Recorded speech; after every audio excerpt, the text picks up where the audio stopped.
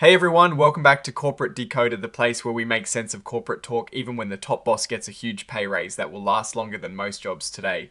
We are diving into a very interesting report from EASTMAN Kodak Company, or Kodak as it's known on Wall Street. It looks like they are extending the contract for their top executive James V. Continenza, and boy are they making it worth his while. Let's decode what this really means for Kodak and its shareholders. So what we have here is a disclosure about a new employment agreement for James V. Continenza, who is both the executive chairman and the CEO of EASTMAN Kodak Company. This new deal is effective from the 1st of January 2026, and it stretches his term all the way through the 31st of December 2030. That is a significant extent. And it replaces his previous agreement that was set to end in February 2027. Now let's talk about the juicy stuff, the compensation package under this new agreement. Mr. Continenza will be pulling in an annual base salary of $2 million. That is a solid chunk of change right there. But that is just the starting point. He is also eligible for an annual cash bonus of up to 125% of his base salary.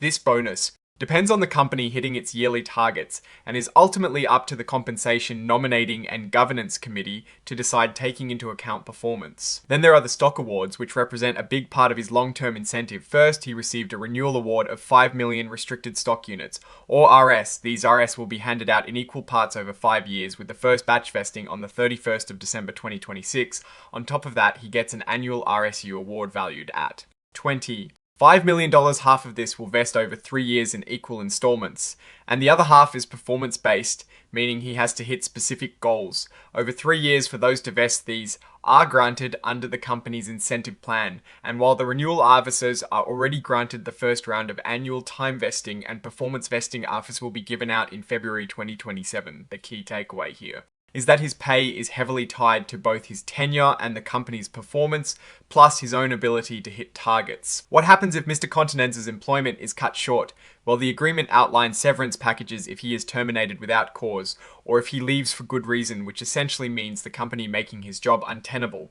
He is entitled to some substantial benefits. This includes 2 years of his base salary and 2 years of his annual incentive award, plus any NED but unpaid bonuses prorated for the year of termination. Importantly, for the stock awards, if he is terminated without cause or leaves for good reason, unvested renewal and time vesting RS that would have vested will vest immediately. Also, the performance hurdles for any unvested performance vesting RS will be waived, and they will vest based on achieving those preset goals. This is pretty standard practice to ensure executives are compensated even if their tenure ends unexpectedly. The agreement also covers other termination scenarios like death, disability, or retirement. After age 65 in these cases, he or his estate will still receive any earned but unpaid bonuses prorated for the current year. And importantly, similar to the termination without cause clause, the employment requirement for any unvested performance vesting RBSUs will be waived, and they will vest based on meeting the performance criteria. This ensures that long-term incentives are recognized, even in the event of an unforeseen exit. There is an interesting clause here regarding stock options if Mr. Continenza decides to exercise them. If exercising his options would make him or a group he is affiliated with hold more than 4.99% of the company's outstanding shares, he needs to give at least 61 days written. Notice this is a regulatory measure designed to manage significant changes in share ownership and is a common proviso in executive agreements to control potential takeover scenarios or significant insider changes. Looking at this filing, we see the signatures of the company's legal team indicating the report has been officially filed.